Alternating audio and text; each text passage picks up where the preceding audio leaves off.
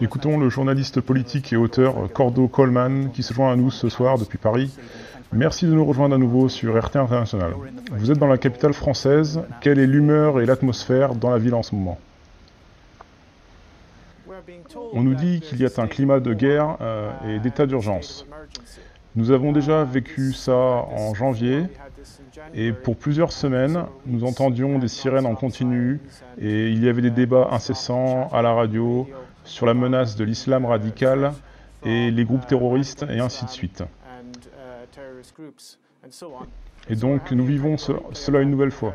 Mais je pense de façon plus accentuée et nous allons avoir une intensification de la campagne médiatique qui est essentiellement une campagne de propagande pour que les Français aient peur des musulmans. Nous devons être clairs sur l'origine de la guerre contre le terrorisme. La guerre contre le terrorisme est, je cite, « orchestrée depuis l'étranger ». Ce sont les mots utilisés par François Hollande pour décrire les attaques terroristes. De même, les attaques qui ont été menées en Syrie et qui continuent en ce moment même massacrent la population et ces attaques ont également été orchestrées depuis l'étranger.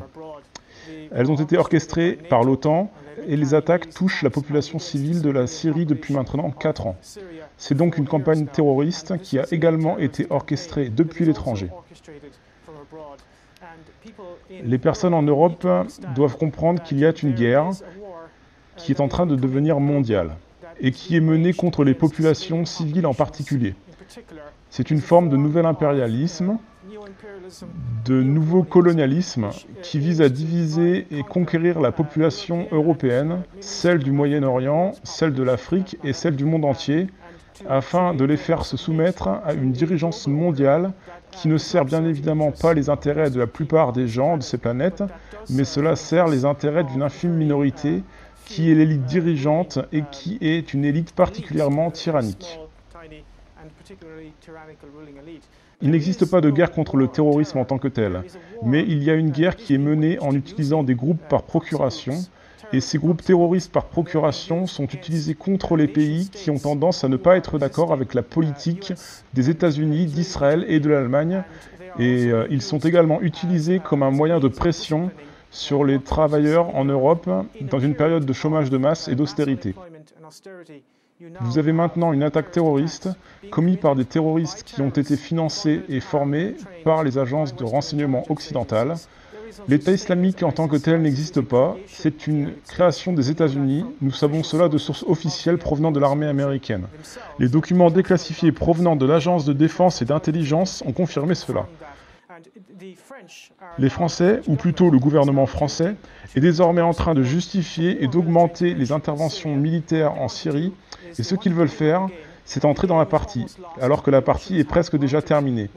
Les Russes ont déjà détruit une grande partie de l'État islamique, et vous avez maintenant des militants de l'État islamique qui viennent en Europe, déguisés en tant que réfugiés, et cela va déstabiliser l'Europe centrale. Et le gouvernement français veut participer à tout ce qui se passe en Syrie et soutenir les soi-disant rebelles modérés. Mais il n'y a évidemment pas de rebelles modérés là-bas en Syrie.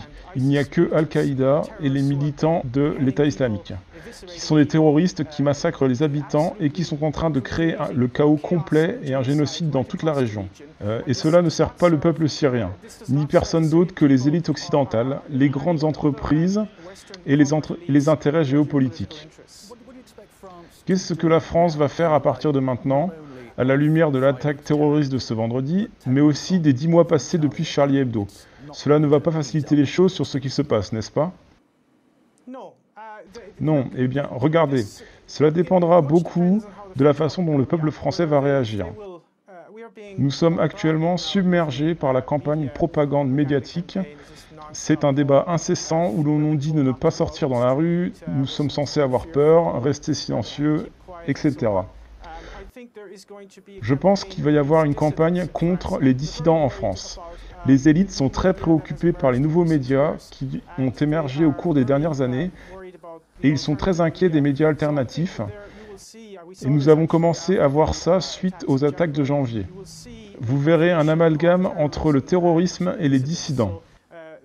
Un des outils que les médias classiques utilisent pour discréditer tout type de questions rationnelles sur l'ordre établi Et toute question sur la guerre contre le terrorisme, c'est de qualifier tous ceux qui remettent en cause la guerre contre le terrorisme en tant que personnes soutenant les théories du complot. Je pense que nous allons voir une vague de répression contre ce qu'on appelle les théoriciens du complot, ainsi que contre les sites internet qui publient des analyses rationnelles et honnêtes sur ce qui se passe. Et donc nous allons voir une sorte de terroriste intellectuel qui est déjà à un niveau très élevé en France actuellement. On en est arrivé à un point où vous avez des professeurs d'université qui ont reçu des pressions, il y a des enseignants qui ont été suspendus pour avoir laissé entendre qu'il pourrait y avoir un lien entre l'impérialisme français et le terrorisme. Il y a eu récemment un cas, par exemple, d'un enseignant qui a presque perdu son emploi car il a suggéré qu'il pourrait y avoir un lien entre la politique française et le terrorisme. Nous entrons donc dans une période de terrorisme intellectuel profond. Et bien entendu, ces attaques terroristes aléatoires ressemblent à des petites guerres civiles de faible intensité. Je pense que la crise actuelle des réfugiés, qui est vraiment une forme d'immigration voulue, car on aurait facilement pu l'éviter, cette forme d'immigration voulue va faire empirer les choses et cela va créer des conflits et des conditions idéales pour une guerre civile. C'est une conséquence évidente de la mondialisation, du capitalisme financier, c'est principalement ce vers quoi cela mène. Cela mène vers un effondrement de la société, et la seule façon dont ils peuvent faire en sorte de maintenir le contrôle sur les gens, c'est en utilisant une politique de division et de conquête. Et donc nous risquons de voir se développer des groupes de personnes qui pourraient suivre les doctrines de l'islam wahhabite. Et cette mouvance extrême est propagée par les amis des élites français. Les Saoudiens et les Qataris sont en train de développer une sorte de mouvement wahhabite. Cela pourrait pousser les jeunes vers un extrémiste religieux et il pourrait ensuite être utilisé comme des pions dans d'autres conflits géopolitiques, des conflits par procuration contre la Russie, contre l'Iran et contre le Moyen-Orient par exemple. Cela va créer une énorme agitation sociale, va diviser la population active les uns contre les autres, et les seules personnes qui vont bénéficier de tout cela sont le complexe militaro-industriel, les médias et les services secrets.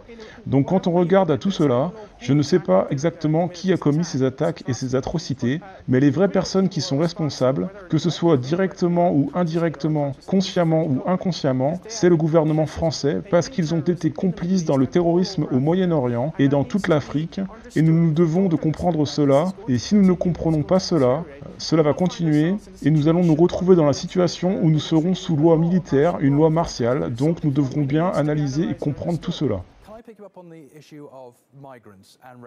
Peut-on analyser la question des migrants et des réfugiés, car l'un des terroristes semble avoir été un citoyen français, et un autre est un migrant récemment arrivé dans le pays.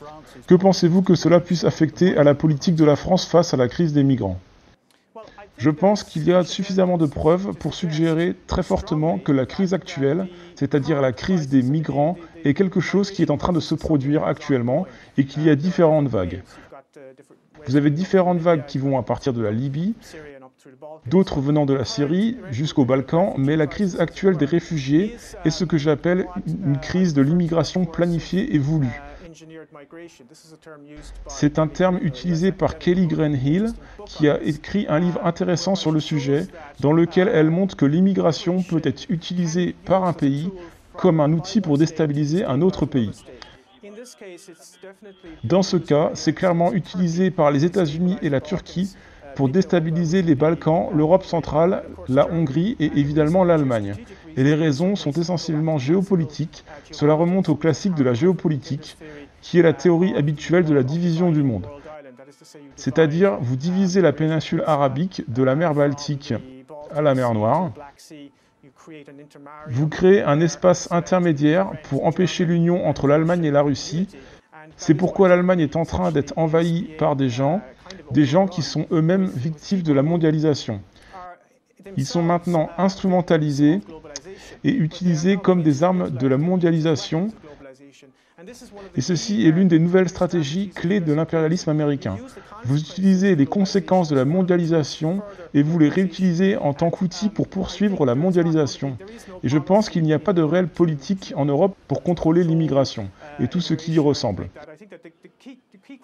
Je pense que la question clé ici n'est pas de contrôler l'immigration, mais c'est d'arrêter cette déstabilisation politique de l'Europe, et certains pays essayent de le faire. La Hongrie tente de le faire, la Bulgarie tente à un certain niveau de le faire, en d'autres termes, d'essayer de savoir qui est réellement un réfugié et qui ne l'est pas.